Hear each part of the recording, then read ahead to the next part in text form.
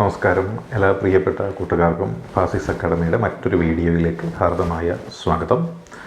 നമ്മളിന്നിവിടെ പഠിക്കാൻ പോകുന്നത് information technology act 2000 കുറിച്ചാണ്. ഇപ്പോൾ ഇൻഫർമേഷൻ ടെക്നോളജി ആക്ട് എന്ന് പറയുന്നത് പ്രധാനപ്പെട്ട എല്ലാ പരീക്ഷകളുടെയും ഒരു ടോപ്പിക്കാണ്.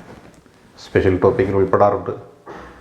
അതേപോലെ തന്നെ സ്പെഷ്യൽ ടോപ്പിക് അല്ലാതെ സെഗ്മെൻറ്റ് എന്ന രീതിയിലും പ്രധാനപ്പെട്ട പല പരീക്ഷകൾക്കും ഉൾപ്പെടുത്തുവാറുണ്ട്. നമ്മൾ ഇന്നിവിടെ നോക്കുന്നത് ഈ പറയുന്ന ഇൻഫർമേഷൻ ടെക്നോളജി ആക്ട് 2000 പ്രധാനപ്പെട്ട ചില വകുപ്പുകളെക്കുറിച്ചാണ്. പ്രത്യേകിച്ച് യൂണിഫോം തസ്തികകളിലേക്കൊക്കെ നടക്കുന്ന പരീക്ഷയ്ക്ക് 2 മാർക്കിൻ്റെ ഒരു സെഗ്മെൻ്റായിട്ട് ഇത് ചോദിക്കാറുണ്ട്. അപ്പോൾ അതിനെക്കുറിച്ചാണ് നമ്മളിന്ന് നോക്കുന്നത്. അപ്പോൾ നമുക്ക് നോക്കാം. ഇത് പാസ്സാക്കിയ ഒരു വർഷമുണ്ട്. ഇൻഫർമേഷൻ ടെക്നോളജി ആക്ട് പാസ്സാക്കപ്പെട്ട കാലഘട്ടം നമുക്കറിയാം അല്ലേ? പാസ്സാക്കപ്പെട്ടത് 2000 ആണ്ടിലാണ്. 2000 ജൂൺ മാസം 9 ഇൻഫർമേഷൻ ടെക്നോളജി ആക്ട് ഇവിടെ പാസ്സാക്കപ്പെടുന്നത്. നമ്മൾ നോക്കിയാൽ ഇൻഫർമേഷൻ ടെക്നോളജി എന്ന് പറയുമ്പോൾ അതിനെ വിവര സാങ്കേതിക വിദ്യ എന്നാണ് നമ്മൾ വിശേഷിപ്പിക്കുന്നത്. ഈ വിവര സാങ്കേതിക വിദ്യ എന്ന് പറയുന്നത് നമ്മുടെ നാട്ടിലൊരു വിപ്ലവമായിട്ട് ഇവിടെ വന്ന കാലഘട്ടം എന്ന് പറയുന്നത് മിസ്റ്റർ ക്ലീൻ എന്ന പേരിൽ അറിയപ്പെട്ടിരുന്ന നമ്മുടെ ഇന്ത്യൻ പ്രധാനമന്ത്രി, അദ്ദേഹത്തിൻ്റെ പേര് രാജീവ് ഗാന്ധി എന്നാണ്. രാജീവ് ഗാന്ധി ഇന്ത്യൻ പ്രധാനമന്ത്രി ആയിരിക്കുന്ന കാലഘട്ടത്തിൽ അദ്ദേഹത്തിൻ്റെ വിവരസാങ്കേതിക ഉപദേഷ്ടാവായിട്ട് സാം പിട്രോഡ എന്ന ഒരു വ്യക്തി ഉണ്ടായിരുന്നു. അപ്പോൾ സാം പിട്രോഡയുടെയും രാജീവ് ഗാന്ധിയുടെയും ആശയങ്ങളിൽ നിന്ന്, അവരുടെ സിദ്ധാന്തങ്ങളിൽ നിന്ന് നമ്മുടെ രാജ്യത്തിൻ്റെ ഭാവി എന്ന് പറയുന്നത് ഇത്തരത്തിലുള്ള വിവരസാങ്കേതിക വിദ്യയുടെ വളർച്ചയെ അടിസ്ഥാനപ്പെടുത്തിയാണ് നിലകൊള്ളുവാൻ പോകുന്നതെന്ന കാഴ്ചപ്പാടിൻ്റെ അടിസ്ഥാനത്തിലാണ് 1985 ശേഷം ഇവിടെ IT വിപ്ലവം അല്ലെങ്കിൽ വിവരസാങ്കേതിക വിപ്ലവം എന്ന് പറയുന്നത് വരുന്നത്. അങ്ങനെ പതുക്കെ ലോകത്തിലെ വിവിധ രാജ്യങ്ങൾക്ക് തത്തുല്യമായ രീതിയിലല്ലെങ്കിലും ഒരു ചെറിയ രീതിയിലൊരു വളർച്ച നമ്മുടെ രാജ്യത്ത് ഇൻഫർമേഷൻ ടെക്നോളജിയിൽ ഉണ്ടായി കഴിഞ്ഞപ്പോൾ ഇത് പല കാര്യങ്ങളിൽ ഉപയോഗിക്കുവാൻ തുടങ്ങി. വ്യാവസായിക ആവശ്യങ്ങൾക്ക് ഉപയോഗിക്കുവാൻ തുടങ്ങി, കാർഷിക ആവശ്യങ്ങൾക്ക് ഉപയോഗിക്കുവാൻ തുടങ്ങി, വിദ്യാഭ്യാസ ആവശ്യങ്ങൾക്ക് ഉപയോഗിക്കുവാൻ തുടങ്ങി, ബാങ്കിങ് ആവശ്യങ്ങൾക്ക് ഉപയോഗിക്കാൻ തുടങ്ങി, അടിസ്ഥാന സൗകര്യ വികസന രംഗത്ത് ഉപയോഗിക്കുവാൻ തുടങ്ങി, ഇൻഷുറൻസ് സെഗ്മെൻറ്റിൽ സ്റ്റോക്ക് മാർക്കറ്റിലും എല്ലാം ഉപയോഗിക്കുവാൻ തുടങ്ങിക്കഴിഞ്ഞപ്പോൾ ഇത് ജീവിതത്തിൽ ഒഴിച്ചുകൂടുവാൻ പാടില്ലാത്തൊരു മേഖലയായി വളർന്നു എന്ന സത്യം പൊതുജനങ്ങൾ മനസ്സിലാക്കി. പൊതുജനങ്ങളിൽ നല്ലവരുമുണ്ട്, മോശപ്പെട്ട ആൾക്കാരുമുണ്ട്. ഇത് കൂടുതലും മനസ്സിലാക്കുന്ന എന്തായിരിക്കും? നമ്മൾ ആദ്യം മോശം കാര്യമാണ്. അതുകൊണ്ട് തന്നെ മോശപ്പെട്ട ആൾക്കാരും ഇതിൻ്റെ സാധ്യതകളെ തിരിച്ചറിഞ്ഞു. ആ തിരിച്ചറിഞ്ഞതിൻ്റെ അടിസ്ഥാനത്തിൽ അവരും ഈ മേഖലയിലേക്ക് വരാൻ തുടങ്ങി. മോശം ആളുകൾ വരുന്നത് ഒരിക്കലും നല്ലത് ചെയ്യുവാൻ വേണ്ടിയല്ല, മോശപ്പെടുത്തുവാൻ വേണ്ടിയാണ്. നല്ലതിനെ കൂടി മോശപ്പെടുത്തുവാൻ വേണ്ടിയാണ് മോശപ്പെട്ട ആൾക്കാർ വരുന്നത്. അങ്ങനെ ഇൻഫർമേഷൻ ടെക്നോളജി എന്ന രംഗത്തേക്ക് കള്ളനാണയങ്ങളും വരാൻ തുടങ്ങിക്കഴിഞ്ഞപ്പോൾ ഈ മേഖലയിൽ ധാരാളം കുഴപ്പങ്ങൾ ഉണ്ടാകാൻ തുടങ്ങി, കുറ്റകൃത്യങ്ങൾ ഉണ്ടാകാൻ തുടങ്ങി. ആ കുറ്റകൃത്യങ്ങളെയാണ് നമ്മൾ സൈബർ ക്രൈം എന്ന് പേരിട്ടുകൊണ്ട് വിശേഷിപ്പിക്കുന്നത്. അത്തരത്തിലുള്ള സൈബർ ക്രൈമുകളെ നേരിടണമെന്നുണ്ടെങ്കിൽ നമ്മുടെ നിലവിലുള്ള പല നിയമങ്ങൾക്ക് സാധിക്കുകയില്ല. ഇന്ത്യൻ പീനൽ കോഡിനാണെങ്കിലും കോഡ് ഓഫ് ക്രിമിനൽ പ്രൊസീജിയർ എന്നുള്ള CRPCക്കാണെങ്കിലും ഇന്ത്യൻ എവിഡൻസ് ആക്ടിനാണെന്നുണ്ടെങ്കിലും narcotic drugs and psychotropic substances ആക്ടിനാണെന്നുണ്ടെങ്കിലും വിവരസാങ്കേതികതയുമായി ബന്ധപ്പെട്ടുകൊണ്ട് ചെയ്യുന്ന കുറ്റകൃത്യങ്ങൾ അല്ലെങ്കിൽ സൈബർ കുറ്റകൃത്യങ്ങൾക്ക് കൃത്യമായി ശിക്ഷ നിർണ്ണയിക്കുവാനോ വിധിക്കുവാനോ സാധ്യമല്ല എന്ന ഒരു അവസ്ഥ സംജാതമായപ്പോൾ ആധുനിക കാലഘട്ടത്തിൻ്റെ ആവശ്യമെന്ന നിലയിൽ ഒരു പുതിയ ശിക്ഷാ സമ്പ്രദായങ്ങൾ കൂടിച്ചേർത്തുകൊണ്ടുള്ള ഒരു പുതിയ നിയമം നമ്മുടെ നാടിന് അനിവാര്യമാണ് എന്ന് തിരിച്ചറിഞ്ഞുകൊണ്ട് വിവിധ രാജ്യങ്ങളെ മാതൃകയാക്കിക്കൊണ്ട്, അതായത് സിംഗപ്പൂരിനെ പോലെയുള്ള വെൽ ഡെവലപ്ഡ് രാജ്യങ്ങളെ മാതൃകയാക്കിക്കൊണ്ട് നമ്മുടെ ഇന്ത്യയിലും ഒരു ഇൻഫർമേഷൻ ടെക്നോളജി ആക്ട് അഥവാ സൈബർ കുറ്റകൃത്യങ്ങൾ തടയുന്നതിനൊരു നിയമം വേണമെന്നുള്ള ചിന്താഗതി ഉണ്ടായി. ഈ ചിന്താഗതി അടൽ ബിഹാരി വാജ്പേയി ഇന്ത്യൻ പ്രധാനമന്ത്രിയായിരിക്കുന്ന സമയത്താണ് വരുന്നത്. അങ്ങനെ 2000 ഈ ഒരു നിയമം ഡ്രാഫ്റ്റ് ചെയ്യപ്പെടുന്നത്. ഈ നിയമം ഡ്രാഫ്റ്റ് ചെയ്ത് 2000 2009 ജൂൺ മാസം 9 ഇൻഫർമേഷൻ ടെക്നോളജി ആക്ട് പാസ്സാക്കപ്പെടുന്നത്. അങ്ങനെ പാസ്സാക്കപ്പെട്ട ഈ നിയമം അല്ലേ, ഇൻഫർമേഷൻ ടെക്നോളജി ആക്ട് ഇത് പാസ്സാക്കപ്പെടുന്ന സമയം നമുക്കറിയാം ഇന്ത്യൻ പ്രധാനമന്ത്രി ആരാണ്? അടൽ ബിഹാരി വാജ്പേയിയാണ്. പക്ഷേ നിയമങ്ങൾ ഒപ്പിടുന്നത് രാഷ്ട്രപതിയാണ്. അന്നത്തെ രാഷ്ട്രപതി KR നാരായണനാണ്, നമ്മുടെ മലയാളിയായ KR നാരായണൻ. 13 ചാപ്റ്ററുകളും 94 സെക്ഷനുകളും 4 പട്ടികകളും ഒക്കെ ഉൾപ്പെടുന്നതായിരുന്നു നമ്മുടെ ഇൻഫർമേഷൻ ടെക്നോളജി ആക്ട് 2000 എന്ന് പറയുന്നത്. ഇത് നിലവിൽ വന്നത് നമുക്കറിയാം ഒക്ടോബർ മാസം 17 2000 ഒക്ടോബർ മാസം 17 ഇൻഫർമേഷൻ ടെക്നോളജി ആക്ട് നിലവിൽ വന്നത്. വരുന്ന സമയത്ത് ഇതിലുണ്ടായിരുന്ന പട്ടികകളുടെ എണ്ണം 4, സെക്ഷനുകളുടെ എണ്ണം 94, ചാപ്റ്ററുകളുടെ എണ്ണം 13 ആയിരുന്നു. എന്നാൽ കാലാന്തരത്തിൽ കാലം പുരോഗമിക്കുമ്പോൾ സ്വാഭാവികമായിട്ടും പല പല പുതിയ കാര്യങ്ങളെക്കുറിച്ച് നമ്മൾ അറിയേണ്ടതായിട്ട് വരും, മനസ്സിലാക്കേണ്ടതായിട്ട് വരും. അങ്ങനെ മനസ്സിലാക്കി കഴിയുമ്പോഴായിരിക്കും നമ്മൾ ചെയ്തു വെച്ച ഏറ്റവും നല്ലത് എന്ന് കരുതുന്ന പല കാര്യങ്ങളിലുമുള്ള പോരായ്മകളെക്കുറിച്ച് നമുക്ക് ബോധ്യമുണ്ടാവുന്നത്. അത്തരത്തിലൊരു ബോധ്യം വന്നു. നമ്മൾ തയ്യാറാക്കി വെച്ചിരിക്കുന്ന ഇൻഫർമേഷൻ ടെക്നോളജി ആക്ടിലും ചില പോരായ്മകളുണ്ട്. പോരായ്മകൾ വന്നു കഴിഞ്ഞാൽ ചെയ്യാനുള്ള മാർഗം എന്താണ്? പരിഹാരമാണ് വേണ്ടത്. അങ്ങനെ പരിഹരിക്കുവാൻ നമ്മൾ തീരുമാനിച്ചു. അതിൻ്റെ അടിസ്ഥാനത്തിൽ അമെൻമെൻറ്റ് ചെയ്യുകയാണ്. ഇൻഫർമേഷൻ ടെക്നോളജി ആക്ട് 2000 നമ്മൾ അമെൻഡ് ചെയ്യുകയാണ്. അങ്ങനെ അമെൻമെൻറ്റ് ആക്ട് വരികയാണ്, IT അമെൻമെൻറ്റ് ആക്ട്. ഇത് 2008 ഡിസംബർ മാസം 23 വരുന്നത്. അങ്ങനെ 2008 ഡിസംബർ മാസം 23 IT അമെൻമെൻറ്റ് ആക്ട് വരുന്നു. അന്ന് ഈ പറയുന്ന IT അമെൻമെൻറ്റ് ആക്ട് എന്ന് പറയുന്നത് ഒപ്പുവയ്ക്കുന്ന ആ ഒരു പ്രസിഡൻറ്റ് നമുക്കറിയാം. ആ പ്രസിഡൻറ്റ് പേര് എന്തായിരുന്നു? ഒരു വനിതയായിരുന്നു, അല്ലേ? വനിതയുടെ പേരായിരുന്നു പ്രതിഭാ ദേവി സിംഗ് പാട്ടീൽ എന്ന വനിതയായിരുന്നു അന്ന് രാഷ്ട്രപതിയായിട്ട് ഉണ്ടായിരുന്നത്. അങ്ങനെ ഈ പ്രസിഡൻറ്റ് പ്രതിഭാ ദേവി സിംഗ് പാട്ടീലാണ് IT അമെൻമെൻറ്റ് ആക്ട് ഡിസംബർ 23, 2008 പാസ്സായ ആ ഒരു ബില്ലിൽ പ്രസിഡന്റ് ഒപ്പുവയ്ക്കുന്നത് 2009 ഫെബ്രുവരി മാസം 5 അങ്ങനെ 2009 ഫെബ്രുവരി മാസം 5 ഒരു പുതിയ നിയമം, അതായത് IT അമെൻമെൻറ്റ് ആക്ട് നമുക്ക് ഇവിടെ നിലവിൽ വരികയാണ്. പക്ഷേ നിലവിൽ വന്നത് 2009 ഒക്ടോബർ മാസം 27 രാജ്യവ്യാപകമായിട്ട് ഇത് നിലവിൽ വരുന്നത്. 2009 ഒക്ടോബർ മാസം 27 information technology act amendment act 2008 നമ്മുടെ നാട് നീളെ പ്രാബല്യത്തിൽ വരുന്നത്. അങ്ങനെ വന്ന ഈ നിയമത്തിലുണ്ടായിരുന്നു 14 ചാപ്റ്ററുകൾ ഉണ്ടായിരുന്നു, അല്ലെ? 14 ചാപ്റ്ററുകൾ ഇതിലുണ്ടായിരുന്നു. അങ്ങനെ 14 ചാപ്റ്ററുകളും 124 സെക്ഷനുകളും 2 പട്ടികകളുമായിരുന്നു ഇതിലുണ്ടായിരുന്നത്. ഇപ്പോൾ 14 ചാപ്റ്ററുകൾ, 124 സെക്ഷനുകൾ, 2 പട്ടികകൾ, ഇത്രയുമായിരുന്നു ഇതിലുണ്ടായിരുന്നത്. ഏതിലുണ്ടായിരുന്നത്? ഇൻഫർമേഷൻ ടെക്നോളജി ആക്ട് 2008 ഉണ്ടായിരുന്നത്. ഈ IT ആക്ടിൽ എന്തിലാണ് പെടുത്തിയിരിക്കുന്നത് നമ്മൾ അറിയണം. IT ആക്ട് പെടുത്തിയിരിക്കുന്ന റെസിഡ്യൂറി പവേഴ്സ് എന്ന് പറയില്ല, റെസിഡ്യൂറി പവേഴ്സ്, അതായത് നമ്മൾ പറയില്ല അവശിഷ്ട അധികാരം എന്ന് പറയല്ലേ, റെസിഡ്യൂറി പവേഴ്സ്. ഇതിവിടെ നിന്ന് എടുത്തുമെന്ന് ചോദിച്ചാൽ നമുക്കറിയാം കാനഡ എന്ന് പറയുന്നൊരു രാജ്യമുണ്ട്. ആ രാജ്യത്ത് നിന്നാണ് നമ്മൾ റെസിഡ്യൂറി പവേഴ്സ് എന്ന് പറഞ്ഞ് എടുത്തിരിക്കുന്നത്. അപ്പോൾ ഇത് റെസിഡ്യൂറി പവേഴ്സിലാണ് ഉൾപ്പെടുത്തിയിരിക്കുന്നത്. അതായത് റെസിഡ്യൂറി പവേഴ്സിൻ്റെ പ്രത്യേകത എന്ന് വെച്ചാൽ എന്തായിരിക്കാം? കേന്ദ്രത്തിന് മേൽക്കോയ്മ നൽകുന്നതാണ്. അതായത് ചില കാര്യങ്ങളിൽ കേന്ദ്രവും സംസ്ഥാനവും തമ്മിലൊന്നുണ്ടാവും, ആശയപരമായ ഭിന്നത ഉണ്ടാവും. ആ ഭിന്നതയെ തുടർന്ന് അധികാര തർക്കമുണ്ടാവും. ഈ അധികാര തർക്കമുണ്ടായിക്കഴിഞ്ഞാൽ അതിൽ അന്തിമ വിധി, ന്യായം എന്ന് പറയുന്നത് ആരുടേതായിരിക്കും? അത് കേന്ദ്രത്തിൻ്റെതായിരിക്കും. ഇതിനെയാണ് നമ്മൾ റെസിഡ്യൂറി പവർ എന്ന് പേരിട്ടുകൊണ്ട് വിശേഷിപ്പിക്കുന്നത്. അതേപോലെ പല പല വിഷയങ്ങളിൽ ഇത്തരത്തിൽ റെസിഡ്യൂറി പവർ ഉണ്ട്. അപ്പോൾ കേന്ദ്രമാണ് IT ആക്ടുമായി ബന്ധപ്പെട്ടുകൊണ്ട് ഉള്ള നിയമങ്ങളിൽ കൂടുതൽ പവർ ഉള്ളത് എന്ന് മനസ്സിലാക്കുക. അങ്ങനെ നോക്കിയാൽ ഈ പറയുന്ന ഇൻഫർമേഷൻ ടെക്നോളജി നമ്മുടെ നാടിൻ്റെ സൈബർ സുരക്ഷയ്ക്ക് ഉറപ്പുവരുത്തുക എന്ന ലക്ഷ്യത്തോടു കൂടി പ്രവർത്തിക്കുന്ന ഒരു ടീം നമുക്കുണ്ട്. ആ ടീമിനെയാണ് നമ്മൾ CERT India എന്ന് വിളിക്കുന്നത്. CERT India എന്നതിൻ്റെ പൂർണ്ണരൂപം മറ്റൊന്നുമല്ല, Indian computer emergency response team എന്നതാണ് CERT IN എന്നതിൻ്റെ ചുരുക്കപ്പേര് എന്ന് നമുക്കറിയാം. ഇവരാണ് നമ്മുടെ നാട്ടിലുണ്ടാകുന്ന പ്രശ്നങ്ങൾക്ക് പലതിനും പരിഹാരം കണ്ടെത്തുന്ന രീതിയിലേക്ക് ഇവിടെ സാങ്കേതിക തികവ് കൊണ്ടുവരുന്ന ആളുകളെന്ന് പറയുന്നത്. ഇനി നമുക്കിവിടെ നോക്കേണ്ടത് എന്താണ്? ഈ ഇൻഫർമേഷൻ ടെക്നോളജി ആക്ടിൽ പ്രതിപാദിക്കുന്ന ചില വകുപ്പുകളുണ്ട്, പ്രധാനപ്പെട്ട വകുപ്പുകളുണ്ട്. അതായത് കുറ്റം ചെയ്തു കഴിഞ്ഞാൽ കുറ്റം ചെയ്യുന്ന ആളുകൾക്ക് ശിക്ഷ കൊടുക്കുക എന്നതാണ് പ്രധാന ഉദ്ദേശം നമുക്കറിയാം. അപ്പോൾ സാധാരണഗതിയിൽ ഇന്ത്യൻ പീനൽ കോഡ് പോലെ, കോഡ് ഓഫ് ക്രിമിനൽ പ്രൊസീജിയർ പോലെ, ഇന്ത്യൻ എവിഡൻസ് ആക്ട് പോലെ ചെയ്ത തെറ്റ് കുറ്റമെന്തെന്ന് തിരിച്ചറിഞ്ഞിട്ട് അതിനെന്ത് ചെയ്യണം? ശിക്ഷ കൊടുക്കണം. അത്തരത്തിൽ ശിക്ഷ കൊടുക്കാനായിട്ടുള്ള വകുപ്പുകളുണ്ട്. ആ വകുപ്പാണ് നമ്മൾ ഈ പറയാൻ പോകുന്ന വകുപ്പ്. അതിൽ പ്രധാനപ്പെട്ടൊരു വകുപ്പാണ് സെക്ഷൻ 43 എന്ന് പറയുന്നൊരു വകുപ്പുണ്ട്. സെക്ഷൻ 43 എന്താണ്? സെക്ഷൻ 43ൻ്റെ വകുപ്പ് penalty and compensation for damage to computer or computer system എന്നാണ് പറയുന്നത്. അതായത് പെനാൽറ്റി ഓർ കോമ്പൻസേഷൻ. പെനാൽറ്റി എന്ന് വെച്ചാൽ ശിക്ഷയാണ്. കോമ്പൻസേഷൻ എന്ന് വെച്ച് കഴിഞ്ഞാൽ നമുക്കറിയാം എന്തായിരിക്കാം? നഷ്ടപരിഹാരമാണ്. എന്തിനു വേണ്ടിയിട്ട്? ഫോർ ഡാമേജ് ഒരു കമ്പ്യൂട്ടർ, ഒരു കമ്പ്യൂട്ടറിന് നഷ്ടം വരുത്തുകയോ കമ്പ്യൂട്ടർ സിസ്റ്റത്തിന് നഷ്ടം വരുത്തുകയോ ചെയ്തു കഴിഞ്ഞാൽ അങ്ങനെ നഷ്ടം വരുത്തുന്ന വ്യക്തിക്കോ നഷ്ടം വരുത്തുന്ന ടീമിനോ ഒരു ശിക്ഷയുണ്ടാവും.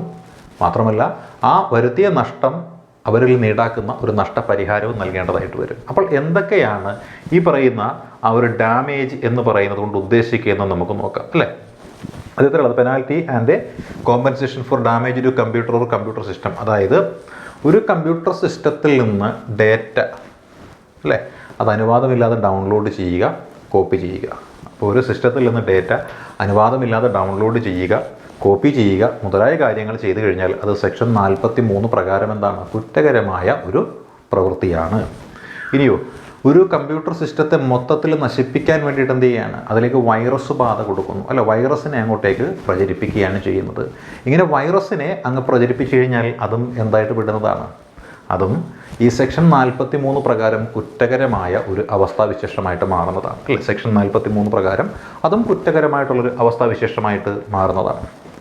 ഇനിയോ അതായത് ഏതെങ്കിലും ഒരു കമ്പ്യൂട്ടർ സിസ്റ്റം നശിപ്പിക്കുക എന്ന ലക്ഷ്യത്തോടു കൂടിയിട്ട്, അല്ലേ, അതല്ലെങ്കിൽ ഇല്ലാതാക്കുക എന്ന് പറയുന്ന ഒരു ലക്ഷ്യത്തോടു കൂടിയിട്ട്, അതുമല്ലെങ്കിൽ ആ സിസ്റ്റത്തെ മൊത്തത്തിൽ മാറ്റം വരുത്തുക എന്ന ഒരു താല്പര്യത്തോടു കൂടിയിട്ട് എന്ത് ചെയ്യണം, കടന്നാക്രമണം നടത്തുകയാണ്. അങ്ങനെ കടന്നാക്രമണം നടത്തി കഴിഞ്ഞാൽ അതും എന്താണ്, സെക്ഷൻ 43 പ്രകാരം ശിക്ഷ ലഭിക്കുന്നതും നമ്മളിൽ നിന്ന് നഷ്ടപരിഹാരം ഈടാക്കുന്നതുമായിട്ടുള്ള ഒരു കുറ്റമാണ് ഈ സെക്ഷൻ 43 എന്ന് പറയുന്നത്. ഇതാണ് സെക്ഷൻ 43മായി ബന്ധപ്പെട്ടുകൊണ്ട് ഇൻഫർമേഷൻ ടെക്നോളജി ആക്ടിൽ പരാമർശിച്ചിരിക്കുന്ന പ്രധാനപ്പെട്ട കാര്യമെന്ന് പറയുന്നത്. ഇനി നമുക്ക് സെക്ഷൻ 43 എന്താണ് പ്രതിപാദിച്ചിരിക്കുന്നത് എന്ന് നോക്കാം, അല്ലെ? സെക്ഷൻ 43A എന്ന് പറയുന്നതാണ്, അല്ലെ? സെക്ഷൻ 43A എന്താണ്? Compensation for failure to protect data എന്നാണ് പറയുന്നത്. കോമ്പൻസേഷൻ കൊടുക്കണം, അതായത് നഷ്ടപരിഹാരം കൊടുക്കണം. എന്തിനു കൊടുക്കണം? Compensation for failure to protect data, അതായത് ഒരു സിസ്റ്റത്തിലോ ഒരു നെറ്റ്വർക്കിലോ ഉള്ള വിവരങ്ങൾ സംരക്ഷിച്ച് നൽകാമെന്ന് ബാധ്യതപ്പെട്ട സ്ഥാപനം ആ വിവരങ്ങളും രേഖകളും സംരക്ഷിച്ചു കൊടുക്കുന്നതിൽ പരാജയപ്പെട്ട് കഴിഞ്ഞാൽ ആ സ്ഥാപനത്തെ വിശ്വസിച്ച് ആ സിസ്റ്റം അല്ലെങ്കിൽ ആ നെറ്റ്വർക്ക് സ്വീകരിച്ചയാൾ ആണ് അബദ്ധത്തിലാവുക അല്ലെങ്കിൽ വിശ്വാസവഞ്ചനയ്ക്ക് പെടുന്നത്. അപ്പോൾ അങ്ങനെ ഏത് സ്ഥാപനത്തിൽ നിന്നാണോ ഇത്തരത്തിലുള്ള കപടത ഉണ്ടായത്, എന്തായിരിക്കും അവിടെ സംഭവിക്കുക? ആ വ്യക്തിക്ക് ആ സ്ഥാപനത്തിൽ നിന്ന് നഷ്ടപരിഹാരം ലഭിക്കുവാനായിട്ട് എന്തുണ്ട്, അർഹതയുണ്ട് എന്നാണ് പറയുന്നത്. അതാണ് compensation for failure to protect data എന്ന് പറയുന്നത്. ഇപ്പോൾ അത് സാധാരണഗതിയിൽ കോർപ്പറേറ്റ് കമ്പനികളൊക്കെ ആയിരിക്കും, അല്ലേ? കോർപ്പറേറ്റ് കമ്പനികളൊക്കെ ആയിരിക്കും. നമ്മൾ നോക്കിയാൽ മൈക്രോസോഫ്റ്റ് ഉണ്ട്, വിൻഡോസ് ഉണ്ട്, ആമസോൺ ഉണ്ട്, അങ്ങനെ ഒരുപാട് കമ്പനികളൊക്കെ ഉണ്ടല്ലോ. അപ്പോൾ ഇവരിൽ നിന്ന് നമ്മൾ എന്തെങ്കിലും തരത്തിലുള്ള റിസോഴ്സോ മറ്റു കാര്യങ്ങളോ പ്രൊട്ടക്റ്റ് ചെയ്ത് കിട്ടുമെന്നുള്ള വിശ്വാസത്തിൽ ഇവരുമായി ബന്ധപ്പെട്ട് ടൈപ്പ് ഉണ്ടാക്കിയിരിക്കുന്നു എന്ന് വയ്ക്കുക.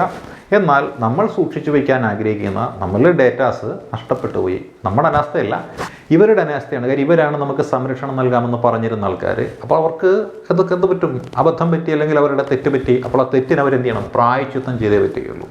ഇങ്ങനെ പ്രായശ്ചിത്തം ചെയ്യുന്ന പ്രക്രിയയാണ് നമ്മൾ സെക്ഷൻ 43A എന്ന് പറയുന്നത്. അതാണ് compensation for failure to protect data എന്ന പേരിട്ടുകൊണ്ട് നമ്മൾ വിശേഷിപ്പിക്കുന്നത്. ഇനി എന്ത് കിട്ടും? നഷ്ടപരിഹാരത്തിന് നമുക്ക് റൈറ്റ് ഉണ്ട് എന്നാണ് പറയുന്നത്. ഇനി അടുത്ത സെക്ഷനിലേക്ക് നമ്മളൊന്ന് നോക്കിയാലോ. സെക്ഷൻ 65 എന്നാണ് പറയുന്നത്, അല്ലെ? സെക്ഷൻ 65 എന്താണ്? ടാമ്പറിങ്, അല്ലെ? Tampering with computer source documents എന്നാണ് പറയുന്നത്. Tampering with computer source documents എന്ന് പറഞ്ഞാൽ, ടാമ്പറിങ് എന്ന് വെച്ചാൽ നമുക്കറിയാം, ചുരണ്ടുക, കൃത്രിമത്വം കാണിക്കുക എന്നൊക്കെയുള്ളൊരു വാച്യമായ അർത്ഥമാണ് അവിടെ വരുന്നത്. അപ്പോൾ ഇവിടെ സംഭവിക്കുന്ന കാര്യം എന്താണ്? ഒരു കമ്പ്യൂട്ടറിൻ്റെ ഉള്ളിലുള്ള ശരിയായ രേഖ എന്ത് ചെയ്യുകയാണ്, നീക്കം ചെയ്യുന്നു. ശരിയായ രേഖ നീക്കം ചെയ്തിട്ട് അതിലേക്ക് തെറ്റായ ഒരു രേഖ കടത്തിവെക്കുന്നു. അത് ഉപയോഗിക്കുന്നയാൾ അറിയുന്നില്ല. അപ്പോൾ ഉപയോക്താവ് അല്ലെങ്കിൽ ആ രേഖ ഉപയോഗിക്കുന്ന ഒരാൾ സംഭരിച്ചു വെച്ചിരിക്കുന്ന ഡേറ്റയാണ്. ആ ഡേറ്റ അവിടെ കടന്ന് കയറിയിട്ട് മോഷണം നടത്തിയിട്ട് പകരം മറ്റൊരു സാധനം വയ്ക്കുന്നു. അതാണ് സംഭവം. നോക്കുമ്പോൾ എന്താണ്, സാധനം അവിടെയുണ്ട്, പക്ഷേ ശരിയായ സാധനമല്ല. അപ്പോൾ അത് ഒരു കുറ്റം തന്നെയല്ലേ? ഇത്തരത്തിൽ ചെയ്യുന്ന കുറ്റത്തിനെയാണ് നമ്മൾ സൈബർ ടാമ്പറിംഗ് എന്ന് പേരിട്ട് വിശേഷിപ്പിക്കുന്നത്. ഇപ്പോൾ സൈബർ ടാമ്പറിങ്ങിനെ കുറിച്ച് പ്രതിപാദിക്കുന്ന വകുപ്പ് ഏതാണെന്ന് ചോദിച്ചാൽ അതാണ് സെക്ഷൻ 65 എന്ന് പറയും. അപ്പോൾ സെക്ഷൻ 65 ഇന്ത്യൻ IT ആക്ട് അതുപ്രകാരം പറയുന്നത് tampering with computer source documents എന്നാണ്. എന്ന് വെച്ചാൽ ഒരു കമ്പ്യൂട്ടർ സിസ്റ്റത്തിനുള്ളിലെ ശരിയായ രേഖകൾ നീക്കം ചെയ്തിട്ട് തെറ്റായ രേഖകൾ അവിടെ കൊണ്ടുവയ്ക്കുക, ഇങ്ങനെ മനുഷ്യനെ കബളിപ്പിക്കുക. ഇങ്ങനെ ചെയ്യുന്നത് എന്താണ്, ഒരു കുറ്റമാണ്. ജാമ്യം കിട്ടുമെങ്കിലും വാറന്റ് കൂടാതെ അറസ്റ്റ് ചെയ്യാൻ പര്യാപ്തമായിട്ടുള്ളൊരു കുറ്റം തന്നെയാണ് ഈ കുറ്റം എന്ന് പറയുന്നത്. ഇത്തരത്തിലുള്ള കുറ്റം ചെയ്യുന്ന ആളുകൾക്ക് ശിക്ഷയുണ്ട്. ശിക്ഷ എങ്ങനെയാണ് എന്ന് ചോദിച്ചാൽ 3 വർഷം തടവുണ്ട്. 3 വർഷം തടവുണ്ട്, മാത്രമല്ല 2 ലക്ഷം രൂപ പിഴയുമുണ്ട്. അപ്പോൾ 3 വർഷം തടവും 2 ലക്ഷം രൂപ പിഴയുമുള്ള ഒരു കുറ്റമാണ് ഈ പറയുന്ന സെക്ഷൻ 65 പ്രകാരം ഉള്ളത്. ഇനി നമുക്ക് സെക്ഷൻ 66 എന്ന് നോക്കിയാലോ, അല്ലെ? സെക്ഷൻ 66 എന്താണ്? സെക്ഷൻ 66 എന്ന് നമുക്കൊന്ന് നോക്കാം, അല്ലെ? എന്താണ്? Computer related offence or hacking എന്നാണ് പറയുന്നത്, അല്ലെ? Computer related offence or hacking എന്ന് നമ്മൾ പറയും. അപ്പോൾ ഹാക്കിംഗ് എന്ന് പറഞ്ഞു കഴിഞ്ഞാൽ എന്താണ്? ഒരു നെറ്റ്വർക്ക് സുരക്ഷ ഉള്ളതാണ്. ആ നെറ്റ്വർക്കിൻ്റെ സുരക്ഷയെല്ലാം ഭേദിച്ച് ആ നെറ്റ്വർക്കിനകത്ത് കടന്ന് ചെന്ന് അതിൽ നിന്ന് എന്ത് ചെയ്യുകയാണ്, വിവരങ്ങൾ കണ്ടുപിടിക്കുന്ന പ്രക്രിയയാണ് ഹാക്കിംഗ് എന്ന് പറയുന്നത്. ഹാക്കിംഗ് എന്ന് പറയുന്നിടത്ത് പൊതുവേ പല രീതിയിലുണ്ടല്ലേ. നല്ല കാര്യങ്ങൾക്ക് വേണ്ടി ഹാക്കിംഗ് ഉണ്ടാവും. ഇപ്പോൾ ഒരു കമ്പ്യൂട്ടർ സിസ്റ്റമൊക്കെ അല്ലെങ്കിൽ ഒരു പുതിയ സോഫ്റ്റ്വെയർ ഒക്കെ ഒരു കമ്പനി ഡെവലപ്പ് ചെയ്ത് കഴിഞ്ഞാൽ ആ കമ്പനി തന്നെ എന്ത് ചെയ്യുന്നു, അതിൻ്റെ ന്യൂനതകൾ കണ്ടെത്താൻ വേണ്ടിയിട്ട് കുറച്ച് ഹാക്കർമാർക്ക് സംഭവം കൊടുക്കും, അല്ലെങ്കിൽ ഹാക്കർമാർ ഇത് പൊളിക്കാൻ പറയും. അപ്പോൾ അവരെന്ത് ചെയ്യുകയാണ്, ഇത് പൊളിച്ച് കളയും അല്ലേ. അങ്ങനെ ആ കമ്പനി എന്ത് ചെയ്യുകയാണ്, ഈ ഹാക്കർമാർക്ക് ഹാക്ക് ചെയ്യാൻ പറ്റാത്ത തരത്തിലുള്ള സോഫ്റ്റ്വെയറുകൾ മാത്രമേ എന്ത് ചെയ്യും പുറത്തിറക്കുകയുള്ളൂ. അപ്പോൾ അവരുടെ പ്രധാനപ്പെട്ട ഹാക്കർമാരുടെ പ്രധാനപ്പെട്ട പണി വെച്ചാൽ ഒരു പുതിയ സോഫ്റ്റ്വെയർ ഡെവലപ്പ് ചെയ്ത് കഴിഞ്ഞാൽ അത് പൊളിക്കാൻ നോക്കുക എന്നുള്ളതാണ്. അവർക്ക് പൊളിക്കാൻ പറ്റിയില്ലെങ്കിൽ അത് സേഫ് ആണെന്ന് കണക്കാക്കുക അല്ലേ. പിന്നെ നമ്മൾ നോക്കിയാൽ ഈ ഹാക്കിംഗ് എന്നത് ഒരു തൊഴിൽ തന്നെയാണ്. ഇത് 2 രീതിയിൽ അല്ലെങ്കിൽ 3 രീതിയിൽ ചെയ്യാൻ പറ്റും. ഒന്ന് എങ്ങനെയെന്ന് വെച്ചാൽ ഗവൺമെൻറ്റിന് വേണ്ടിയിട്ട്, രാജ്യത്തിന് വേണ്ടിയിട്ട്, നിയമ സംവിധാനങ്ങളുടെ ശരിയായ പരിപാലനത്തിന് വേണ്ടിയിട്ട്, ഗവൺമെൻറ്റിന് വേണ്ടിയിട്ട് നമ്മുടെ രാജ്യത്തെ ഉപദ്രവിക്കാൻ വരുന്ന ദോഷകരമാകുന്ന രീതിയിലുള്ള ഇതര സോഫ്റ്റ്വെയറുകൾ എന്ത് ചെയ്യാൻ പറ്റും, കണ്ടെത്താൻ പറ്റും, അതിനകത്ത് നുഴഞ്ഞു കയറാൻ പറ്റും. അങ്ങനെ വൈറ്റ് ഹാക്കർമാരെന്ന് പറയുന്ന ആൾക്കാരുണ്ട്. ഇനി അതേപോലെ ബ്ലാക്ക് ഹാറ്റ് ഹാക്കേഴ്സ് ഉണ്ടല്ലോ, ബ്ലാക്ക് ഹാറ്റ്, വൈറ്റ് വെള്ളത്തൊപ്പി വെച്ചവർ, അവർ ഗവൺമെൻറ്റിന് വേണ്ടുന്ന നല്ല ഹാക്കിങ് ചെയ്യുന്ന ആൾക്കാർ. അതുപോലെ ബ്ലാക്ക് ഹാറ്റ് ഹാക്കേഴ്സ് ഉണ്ട്. അവരെന്ന് വെച്ചാൽ എന്താണ്, അവർ മോശം കാര്യങ്ങൾ ചെയ്യുന്ന ആൾക്കാരാണ്. അതായത് മോശപ്പെട്ട പ്രവർത്തനങ്ങൾക്ക് വേണ്ടിയിട്ട് ഗവൺമെൻറ് ഇപ്പം ഈ നമ്മുടെ രാജ്യത്തിൻ്റെതൊക്കെ ഏതെങ്കിലുമൊക്കെ സൈറ്റിലിട്ട് കടന്നു കയറിയിട്ട് അത് തകർത്ത് കളയാം. അതെന്താണ്, ബ്ലാക്ക് ഹാറ്റ് ഹാക്കേഴ്സ് ചെയ്യുന്ന ആൾക്കാരാണ്. ഇനി രണ്ടിടത്തും ചവിട്ടുന്ന ആൾക്കാരുണ്ട്, ഡബിൾ ഏജൻറ്റുമാരെ പോലെ നിൽക്കുന്ന ആൾക്കാരുണ്ട്. അവർ കാശ് മേടിച്ചിട്ട് നല്ലതും ചെയ്യും, കാശ് മേടിച്ചിട്ട് ദോഷവും ചെയ്യുന്ന ആൾക്കാരുണ്ട്. അവരാണ് ഗ്രേ ഹാറ്റ് ഹാക്കേഴ്സ് എന്ന് പറയുന്ന ആൾക്കാർ. അപ്പോൾ ഹാക്കിംഗ് എന്താണ് എന്നാണ് പറഞ്ഞത്. ഹാക്കിംഗ് എന്ന് വെച്ചാൽ computer related offence or hacking എന്ന് വെച്ച് കഴിഞ്ഞാൽ എന്താണ്, നെറ്റ്വർക്ക് സുരക്ഷ ഭേദിച്ച് വിവരങ്ങൾ കണ്ടുപിടിക്കുന്ന ഒരു പ്രക്രിയയാണ് ഇത്. 3 വർഷം തടവ്, അതേപോലെ തന്നെ 5 ലക്ഷം രൂപ പിഴ. ഇത് അറസ്റ്റ് വാറണ്ട് കൂടാതെ ഒരാളെ പിടിച്ച് അകത്തിടാൻ പറ്റുന്ന വകുപ്പാണ്. പക്ഷേ ജാമ്യം കിട്ടുന്ന ഒരു വകുപ്പും കൂടി തന്നെയാണ് ഈ ഒരു വകുപ്പ് എന്ന് പറയുന്നത്. ഇനി നമുക്ക് സെക്ഷൻ 66B ഒന്ന് നോക്കാം. അല്ല, എന്താണ് സെക്ഷൻ 66B? ഇവിടെ കൊടുത്തിട്ടുണ്ട്. എന്താണ്, punishment for dishonestly receiving stolen computers or computer datas or computer documents അല്ലെ കമ്പ്യൂട്ടർ ഐറ്റംസ് എന്ന് പറയുന്നതാണ്. അത് മറ്റൊന്നുമല്ല, എന്താണ് 66B പറയുന്ന punishment for dishonestly receiving stolen computers എന്ന് വെച്ചാൽ നമുക്ക് ഏതെങ്കിലും ഒരു വ്യക്തിയിൽ നിന്ന് ലഭിക്കുന്ന ഇലക്ട്രോണിക് ഐറ്റംസ്, അത് കമ്പ്യൂട്ടർ ആവാം, മറ്റേതെങ്കിലും ഇലക്ട്രോണിക് ഗാഡ്ജറ്റുകളാവാം. ഈ കമ്പ്യൂട്ടറോ ഇലക്ട്രോണിക് ഗാഡ്ജറ്റുകളോ ശരിയായ മാർഗ്ഗത്തിലുള്ള ഒരു വ്യക്തിയല്ല നമുക്ക് തരുന്നത് എന്ന് നമുക്കറിയാം. ശരിയായ മാർഗ്ഗം എന്ന് പറയാൻ നേരത്ത് കാശ് മുടക്കി മേടിച്ചു കൊണ്ടുവന്നു എന്നുള്ളതാണ് ശരിയായ മാർഗ്ഗം. ശരിയായ മാർഗ്ഗമല്ലാത്തത് എന്ന് പറയാൻ നേരത്ത് പണം മുടക്കാതെ മറ്റേതെങ്കിലും രീതിയിൽ, അതായത് മോഷണം നടത്തിയോ ആരെങ്കിലും തല്ലിക്കൊന്നിട്ടോ ചവിട്ടി കൂട്ടിയിട്ടോ പിടിച്ചു പറിച്ചിട്ടോ കൊണ്ടുവന്ന് തരുന്നതാവാം. അപ്പോൾ ഇങ്ങനെ കൊണ്ടുവരുന്ന ഒരു സാധനം നമ്മൾ വാങ്ങിച്ചു കഴിഞ്ഞാൽ അത് തെറ്റാണ് എന്ന് പ്രതിപാദിക്കുന്നതാണ് punishment for dishonestly receiving stolen documents എന്ന് പറയുന്നത്, അല്ലെങ്കിൽ സ്റ്റോളൻ കമ്പ്യൂട്ടർ ഡോക്യുമെൻറ്റ്സ് എന്ന് പറയുന്നത്. അപ്പം നമ്മുടെ വിവരസാങ്കേതിക വിദ്യയുമായി ബന്ധപ്പെട്ടിട്ടുള്ള ഉപകരണങ്ങളും അതുമായി ബന്ധപ്പെട്ടുള്ള മറ്റിതര കാര്യങ്ങളൊക്കെ എന്ത് ചെയ്യാണ്, നമ്മൾ പർച്ചേസ് ചെയ്യുമ്പോൾ ജാഗ്രത പാലിക്കണമെന്നാണ് പറയുന്നത്. ഇപ്പോൾ നമുക്കൊരു UPS നമ്മുടെ കേൾപ്പറ്റിപ്പോയി, എന്ത് ചെയ്യുകയാണ്, നമ്മൾ നോക്കാൻ നേരത്ത് ഈ ആക്രിക്കടക്കാരുടെ ഇടയിലൊക്കെ ഏതെങ്കിലുമൊക്കെ പഴയത് കാണുമല്ലോ, ഈ ആക്രിക്കട നമ്മൾ തിരക്കി ചെല്ലും. അവിടെ നമ്മൾ സാധനം മേടിച്ചിട്ട് നോക്കും. പക്ഷേ ആക്രിക്കടയെ കൊണ്ടുവന്നിരിക്കുന്ന ഏതെങ്കിലും സ്കൂളിലാവിൽ നിന്ന് പിള്ളേർ ഏതെങ്കിലും ടീച്ചർമാരെ പറ്റി അടിച്ചിട്ടൊന്നും സാധനമായിരിക്കും ഉള്ളത്. അപ്പോൾ എന്തായി, അത് സ്റ്റോളൻ കമ്പ്യൂട്ടർ അക്സസറീസ് അല്ലേ. അപ്പോൾ നമ്മൾ വേണമെങ്കിലും ഇതിൽ പിടിക്കപ്പെടാമെന്നാണ് ഇവിടെ പ്രതിപാദിക്കുന്നത്. അപ്പോൾ അതിനെപ്പറ്റി പറയുന്ന സെക്ഷനാണ് സെക്ഷൻ 66B എന്ന് പറയുന്നത്. Punishment for dishonestly receiving stolen computers എന്നാണ് ഇതുകൊണ്ട് അർത്ഥമാക്കുന്നത്. ഇവിടെ 3 വർഷത്തെ തടവ് ശിക്ഷ കിട്ടും അല്ലേ. മാത്രമല്ല 1 ലക്ഷം രൂപ പിഴയുമുണ്ട്, ജാമ്യം കിട്ടും. പക്ഷെ എന്നാലും പോലീസിന് വന്ന് നമ്മളെ അറസ്റ്റ് ചെയ്തുകൊണ്ട് പോകാൻ പറ്റുന്ന ഒരു വകുപ്പാണ് ഈ വകുപ്പ് എന്ന് പറയുന്നത്. അപ്പോൾ നമുക്കിനി അടുത്ത സെഗ്മെൻറ്റ് എന്ന് പറയുന്നത് അടുത്ത വകുപ്പ് സെക്ഷൻ 66C എന്ന് പറയുന്നതാണ് അല്ലേ. സെക്ഷൻ 66C എന്ന് വെച്ചാൽ എന്താണ്, അത് മറ്റൊന്നുമല്ല, പണിഷ്മെൻറ്റ് ഫോർ ഐഡൻറ്റിറ്റി തെഫ്റ്റ് ആണ് അല്ലേ. Punishment for identity theft, electronic signature, password മുതലായവ. അതായത് പണിഷ്മെൻറ്റ് ഫോർ ഐഡൻറ്റിറ്റി തെഫ്റ്റ്, അതായത് ഐഡൻറ്റിറ്റി ഉണ്ട് നമുക്ക്. ഇപ്പോൾ ഞാനെന്ന് പറയുന്ന വ്യക്തിയുടെ ഐഡൻറ്റിറ്റി എന്ന് വെച്ചാൽ ശ്രീറാം എന്നാണ് എൻ്റെ പേര്, എൻ്റെ ആധാർ, എൻ്റെ ഡ്രൈവിംഗ് ലൈസൻസ്, ഇതെല്ലാം എന്താണ്, രേഖകളാണ്. ഇതേപോലെ എനിക്ക് ഇലക്ട്രോണിക് മാധ്യമങ്ങൾ വഴി പല റെക്കോർഡുകളും എൻ്റെ കയ്യിലുണ്ടാവും. ഞാൻ മാത്രം അറിയുന്ന പാസ്വേഡുകൾ എനിക്കുണ്ടാവും. അപ്പോൾ അങ്ങനെയുള്ള പാസ്വേഡുകളൊക്കെ എടുത്ത് ഞാനെന്ന വ്യാജേനെ എൻ്റെ ഡിജിറ്റൽ സിഗ്നേച്ചറോ ഇലക്ട്രോണിക് സിഗ്നേച്ചറോ പാസ്വേഡുകളൊക്കെ ഉപയോഗിച്ചുകൊണ്ട് ഞാനെന്ന രീതിയിൽ ഞാൻ സ്റ്റോർ ചെയ്ത് വെച്ചിരിക്കുന്ന വിവരങ്ങൾ മൊത്തം എന്ത് ചെയ്യുകയാണ്, അലങ്കോലപ്പെടുത്താം. ഞാനെന്ന വ്യാജേന മറ്റുള്ള വ്യക്തികളുമായിട്ട് എന്ത് ചെയ്യാൻ പറ്റും? ഇടപാടുകൾ നടത്താം. അങ്ങനെ എന്നെ വ്യക്തിവധം ചെയ്യാം, തേജോവധം ചെയ്യാം, അങ്ങനെ പല കാര്യങ്ങളും ചെയ്യാനായിട്ട് സാധിക്കും. അപ്പോൾ ഇത്തരത്തിലുള്ള കാര്യങ്ങളാണ് ഈ സെക്ഷനിൽ പറയുന്നത്. ഏത് സെക്ഷനിൽ പറയുന്നത്? സെക്ഷൻ 66(C) പ്രതിപാദിക്കുന്നത്. അതായത് പണിഷ്മെൻറ്റ് ഫോർ ഐഡൻറ്റിറ്റി തെഫ്റ്റ്, ആൾമാറാട്ടം എന്നൊക്കെ നമ്മൾ പറയും. ഐഡൻറ്റിറ്റി തെഫ്റ്റ്, ഇലക്ട്രോണിക് സിഗ്നേച്ചർ മോഷ്ടിക്കുക, അല്ലേ? ഡിജിറ്റൽ സിഗ്നേച്ചർ എന്നാണ് നമ്മളിപ്പോൾ അതിന് പറയുന്നത്. ഡിജിറ്റൽ സിഗ്നേച്ചർ ഇപ്പോൾ പ്രധാനപ്പെട്ട എല്ലാ സർക്കാർ ഓഫീസുകളിലൊന്നും ഡിജിറ്റൽ സിഗ്നേച്ചർ സംവിധാനമാണ് ഉള്ളത്, അല്ലേ? പാസ്വേഡ്, തിരിച്ചറിയൽ കാർഡ്, ഇതൊക്കെ ഇങ്ങനെ ചെയ്യുന്ന ആൾക്കാരുണ്ടാകും. അപ്പോൾ അങ്ങനെ ചെയ്യുന്ന ആളുകൾക്ക് എന്തുണ്ട്? ശിക്ഷയുണ്ട്. ആ ശിക്ഷയാണ് എത്ര വർഷത്തേത്?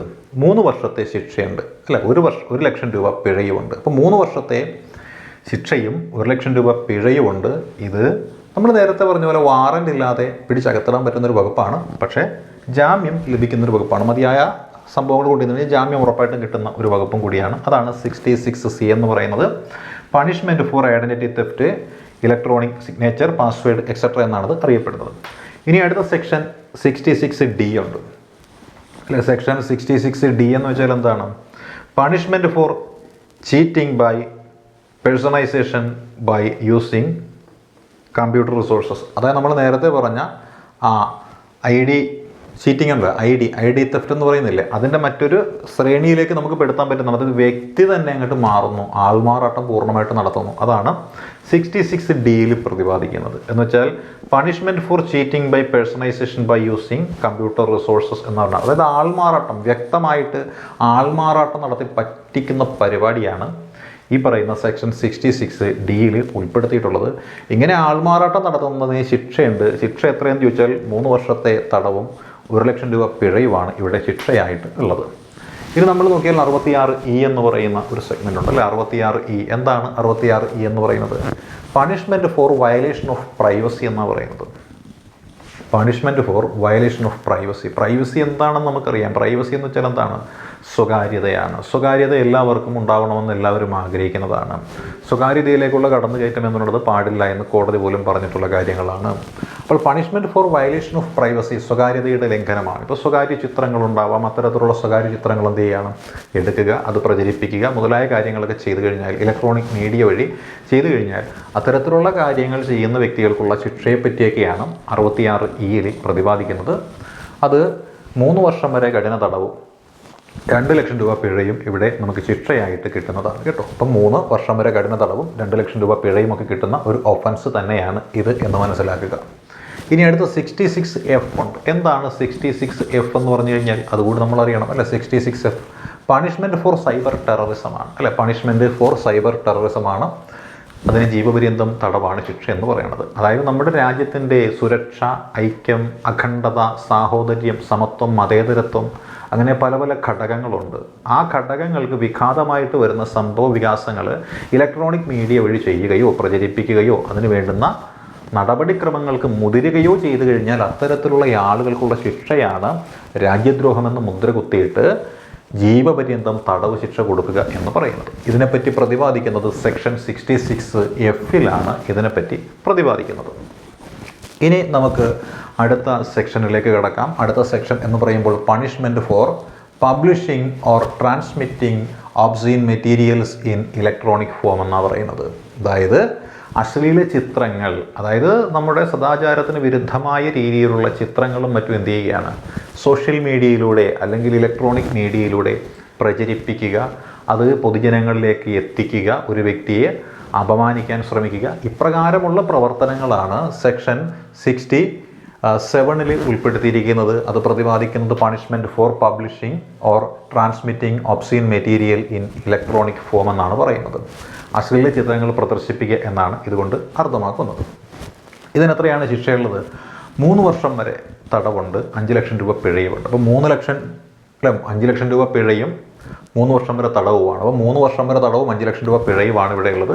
ഇത് ആവർത്തിച്ചു കഴിഞ്ഞാലും സംഭവിക്കും. ആവർത്തിച്ചു കഴിഞ്ഞാൽ 5 വർഷത്തേക്ക് വീണ്ടും ഒരു തടവ് കിട്ടും, പിന്നെ 10 ലക്ഷം രൂപ പിഴയും കിട്ടും, അല്ലെ? 5 വർഷത്തേക്ക് വീണ്ടും ഒരു തടവ് കിട്ടും, 10 ലക്ഷം രൂപ പിഴയും കിട്ടുന്നതാണ് ഈ ഒരു കുറ്റം. ഏത് കുറ്റം? Punishment for publishing or transmitting obscene material in electronic form എന്ന് പറയുന്നത്, അല്ലെ? സെക്ഷൻ 67 ഇതിൽ ഉള്ളത്.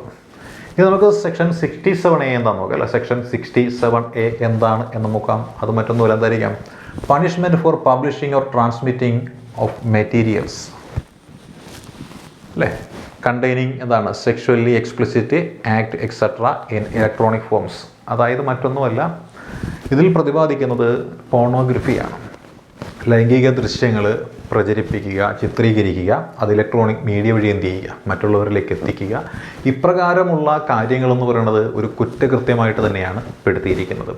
ഇങ്ങനെയുള്ള ഈ കുറ്റകൃത്യങ്ങളെ നമ്മൾ എന്തായിട്ട് കണക്കാക്കണം, ശിക്ഷിക്കുന്നൊരു കുറ്റമായിട്ട് കണക്കാക്കണം. അത്തരത്തിൽ ചെയ്തു കഴിഞ്ഞാൽ 5 വർഷം തടവുണ്ട്, 10 ലക്ഷം രൂപ പിഴയുണ്ട്. ഇത് വീണ്ടും ആവർത്തിച്ചു കഴിഞ്ഞാലോ അപ്പോഴും ശിക്ഷയുണ്ട്. എത്രയാണ്? 7 വർഷം തടവും 10 ലക്ഷം രൂപ പിഴയും പിന്നെയും കൊടുക്കണം. അപ്പോൾ ഇതാണ് ഈ പറയുന്ന പണിഷ്മെൻ്റായിട്ട് പറയുന്നത് അല്ലേ. Punishment for publishing or transmitting of materials containing sexually explicit act etcetera in electronic form എന്നാണിത് പറയുന്നത്. ഇനി ഇത് മുതിർന്ന ആൾക്കാരുടെ ഇതാണ് പറയുന്നതെങ്കിൽ ഇതേ കാര്യം തന്നെ കുട്ടികളെന്ന് വെച്ചാൽ നമുക്കറിയാം 18 വയസ്സിൽ താഴെയുള്ള ആൾക്കാരെയാണ് ഇപ്പോൾ നമ്മൾ കുട്ടികളെന്നുള്ള ശ്രേണിയിൽ പെടുത്തിയിരിക്കുന്നത് എന്ന് നമുക്കറിയാം അല്ലേ. അപ്പോൾ അങ്ങനെ ഈ കുട്ടികളെന്ന് വിളിക്കുന്ന അല്ലെങ്കിൽ നിയമപ്രകാരം കുട്ടികളെന്ന് അംഗീകരിക്കപ്പെട്ടിരിക്കുന്ന ആൾക്കാരുണ്ടല്ലോ, അവരുടേതായിട്ടുള്ള അശ്ലീല ദൃശ്യങ്ങളോ വീഡിയോഗ്രാഫിയോ പോണോഗ്രഫിയോ ഒക്കെ ആണെന്നുണ്ടെങ്കിൽ അതാണ് ഇവിടെ പ്രതിപാദിക്കുന്നത്. ഇതിനെപ്പറ്റി പറയുന്നത് ചൈൽഡ് പോണോഗ്രഫി എന്നാണ്. അപ്പോൾ ചൈൽഡ് പോണോഗ്രഫിയുമായി ബന്ധപ്പെട്ടുകൊണ്ടുള്ള കുറ്റകൃത്യങ്ങളാണ് ഇലക്ട്രോണിക് മീഡിയ വഴി ഒരു വ്യക്തി ചെയ്യുന്നത് എന്നുണ്ടെങ്കിൽ അത്തരത്തിലുള്ള വ്യക്തിക്ക് നൽകുന്ന ശിക്ഷയെ പറ്റിയാണ് ഇവിടെ പറയുന്നത്. അത് 10 ലക്ഷം രൂപ പിഴയുണ്ട്, 5 വർഷത്തേക്ക് കഠിന തടവുമുണ്ട്. അപ്പോൾ 10 ലക്ഷം രൂപ പിഴയും 5 വർഷത്തേക്കുള്ള കഠിന തടവുമുണ്ട്. അത് വീണ്ടും ആവർത്തിച്ചു കഴിഞ്ഞാൽ വീണ്ടും ഒരു 7 വർഷം കൂടി തടവുണ്ടാവും അല്ല, വീണ്ടും ഒരു 7 വർഷം കൂടി തടവുണ്ടാവും. മാത്രമല്ല 10 ലക്ഷം രൂപ പിഴയും കിട്ടുന്ന ഒരു കുറ്റമാണ് ഈ പറഞ്ഞിരിക്കുന്ന കുറ്റം എന്ന് പറയുന്നത്. ഇപ്പോൾ നമ്മൾ പറഞ്ഞത് ചൈൽഡ് പോണോഗ്രഫിയുമായി ബന്ധപ്പെട്ടുകൊണ്ടുള്ള കുറ്റമാണ്. ഇത്തരത്തിൽ കുട്ടികളുടെ അശ്ലീല ദൃശ്യങ്ങൾ ചിത്രീകരിക്കുകയും പ്രചരിപ്പിക്കുകയും ഒക്കെ ചെയ്യുന്ന വിവിധ ഗ്യാങ്ങുകളും ഗ്രൂപ്പുകളും ഒക്കെ ഇപ്പോൾ സോഷ്യൽ മീഡിയയിലേക്ക് സജീവമായിട്ടുണ്ടാവാം. അപ്പോൾ അങ്ങനെയുള്ള ആ ഗ്യാങ്ങുകളെയും ഗ്രൂപ്പുകളെയും ഒക്കെ വാച്ച് ചെയ്യുകയും അവർക്ക് തക്കതായ ശിക്ഷ വാങ്ങിക്കൊടുക്കുകയും ഒക്കെ ചെയ്യുന്നതിന് വേണ്ടിയിട്ട് നമ്മുടെ കേരള പോലീസ് ആരംഭിച്ചിട്ടുള്ളൊരു കർമ്മ പദ്ധതി ഉണ്ടായിരുന്നു. ആ പദ്ധതിയുടെ പേരായിരുന്നു ഓപ്പറേഷൻ പി ഹണ്ട് എന്നാണ് പറയുന്നത്. പി എന്ന് വെച്ചാൽ പിഡോഫൈൽ എന്നാണ് പറയുന്നത്. അതായത് കുട്ടികളുമായിട്ട് ലൈംഗിക അതിക്രമങ്ങൾ ആഗ്രഹിക്കുന്ന ആൾക്കാരെയാണ് നമ്മൾ പിഡോഫൈൽ എന്ന് പേരിട്ടുകൊണ്ട് വിശേഷിപ്പിക്കുന്നത്. അപ്പോൾ ഓപ്പറേഷൻ പി ഹണ്ട് എന്ന പേരിൽ ഒരു കർമ്മ പദ്ധതി എന്ന് പറയുന്നത് ചൈൽഡ് പോണോഗ്രഫിക്ക് എതിരായിട്ട് കേരള ഗവൺമെൻറ് ഇനിഷ്യേറ്റീവ് എടുത്ത ഒരു കർമ്മ പദ്ധതിയായിരുന്നു. ഇതാണ് പി ഹണ്ട് എന്ന് പറയുന്നത്. ഇത് നമ്മൾ നോക്കിയാൽ സെക്ഷൻ 67B എന്ന് പറയുന്ന സെഗ്മെൻറ്റ് പ്രകാരമാണ് കുറ്റകരമാകുന്നത്. ഇത് ചൈൽഡ് പോണോഗ്രഫിയാണ്. ഇപ്രകാരമുള്ള പ്രവർത്തനങ്ങളിൽ ഏർപ്പെടുന്ന വ്യക്തികൾക്ക് നൽകുന്ന ശിക്ഷ എന്ന് പറയുന്നത് 5 വർഷം കഠിന തടവ്, 10 ലക്ഷം രൂപ പിഴ, വീണ്ടും ആവർത്തിച്ചു കഴിഞ്ഞാൽ 7 വർഷത്തേക്ക് വീണ്ടും തടവും 10 ലക്ഷം രൂപ ഒരു പിഴയുമായിട്ട് വീണ്ടും ഇത് ആവർത്തിക്കാറുണ്ട്. ഇനി നമ്മൾ നോക്കിയാൽ അടുത്ത സെഗ്മെൻ്റ് ഉണ്ട്. അടുത്ത സെഗ്മെൻ്റ് എന്ന് പറയുന്നത് സെക്ഷൻ 72 ആണ് അല്ലേ. സെക്ഷൻ 72 എന്ന് പറയുന്നത് എന്താണ്? Section 72 penalty for breach of എന്താണ് കോൺഫ്ലിക്റ്റിംഗ് അല്ലേ പ്രൈവസി എന്നാണ് പറയുന്നത്. നമ്മൾ നോക്കിയാൽ ലംഘനം എന്നാണ് പറയുന്നത്. അതായത് ചില കുറ്റങ്ങളൊക്കെ ചെയ്യുന്ന ആളുകൾക്ക് എന്തുണ്ട്? ശിക്ഷയുണ്ട്. അപ്പോൾ പല കുറ്റങ്ങൾ പല ആൾക്കാരും ചെയ്യാറുണ്ട്. അപ്പോൾ 3 വർഷം വരെയൊക്കെ തടവ് കൊടുക്കുന്ന ഒരുപാട് കുറ്റകൃത്യങ്ങളൊക്കെ ഉണ്ട് അല്ലേ. നമ്മൾ നോക്കിയാൽ സ്വകാര്യതാ ലംഘനം എന്നൊക്കെ നമ്മൾ പലതും പറയാറുണ്ട് അല്ലേ. പെനാൽറ്റി ഫോർ ബ്രീച്ച് ഓഫ് എന്താണ് കോൺഫിഡൻഷ്യാലിറ്റി എന്നാണ് പറയുന്നത്. കോൺഫിഡൻഷ്യാലിറ്റി ഞാൻ തന്നെ എഴുതിയതാണ്, കണ്ണ് നിരമണ്ണം കാണാൻ പാടില്ല, അതുകൊണ്ട് വായിക്കാൻ ബുദ്ധിമുട്ടാണ്. അപ്പോൾ penalty for breach of confidentiality and privacy എന്നാണ് പറയുന്നത്. ഒരാളുടെ ഒരു സ്വകാര്യത അല്ലേ, അതല്ലെങ്കിൽ അവരുടെ എന്താണ് ഒരു രഹസ്യാത്മകതയൊക്കെ ഉണ്ടാവും. അത്തരത്തിൽ സ്വകാര്യതയോ രഹസ്യാത്മകമോ ആയോ ഇരിക്കുവാനായിട്ടൊരു വ്യക്തി ആഗ്രഹിക്കുന്നുണ്ടെങ്കിൽ അത്തരത്തിലുള്ള വ്യക്തിയുടെ അതിനെ തകർക്കുന്ന രീതിയിൽ എന്ത് ചെയ്യുക, അവരുടെ സ്വകാര്യത ലംഘിക്കുക, അവരുടെ രഹസ്യാത്മക പരസ്യപ്പെടുത്തുക മുതലായ കാര്യങ്ങളൊക്കെ ചില ആൾക്കാർ എന്ത് ചെയ്യാറുണ്ട്. ഇത്തരത്തിൽ ചെയ്യുന്നത് ശിക്ഷാർഹമാണെന്ന് പ്രതിപാദിക്കുന്ന വകുപ്പാണ് നമ്മളീ പറയുന്ന സെക്ഷൻ 72 എന്ന് പറയുന്നത്. അപ്പോൾ ഈ ഒരു സെക്ഷനിൽ പറഞ്ഞിരിക്കുന്ന ശിക്ഷ എന്താണ് എന്ന് ചോദിച്ചാൽ അത് 2 വർഷത്തേക്ക് കഠിന തടവും 1 ലക്ഷം രൂപ പിഴയുമാണ് ഇത്തരത്തിലുള്ള ശിക്ഷയ്ക്ക് ഇവിടെ നൽകുന്നത്. ഇനി നമുക്ക് ഒരു സെക്ഷൻ കൂടിയേ ഈ പറയുന്ന ഇൻഫർമേഷൻ ടെക്നോളജി ആക്റ്റുമായി ബന്ധപ്പെട്ടുകൊണ്ട് പഠിക്കേണ്ടതുള്ളൂ. അതാണ് സെക്ഷൻ 77B എന്ന് പറയും അല്ല. സെക്ഷൻ 77B ആണ്. എന്താണ് സെക്ഷൻ 77Bയിൽ പ്രതിപാദിക്കുന്നത്? ഒഫൻസസ് വിത്ത് 3 years ഇംപ്രിസൺമെൻറ്റ്. ഒഫൻസസ് വിത്ത് 3 years ഇംപ്രിസൺമെൻറ്റ്, അതായത് 3 വർഷത്തെ തടവ് ശിക്ഷയെ പറ്റിയാണ് ഇവിടെ പ്രതിപാദിക്കുന്നത്. ഒഫൻസസ് വിത്ത് 3 years ഇംപ്രിസൺമെൻറ്റ്, 3 വർഷത്തെ തടവ് ശിക്ഷയെ പറ്റി പ്രതിപാദിക്കുന്നു.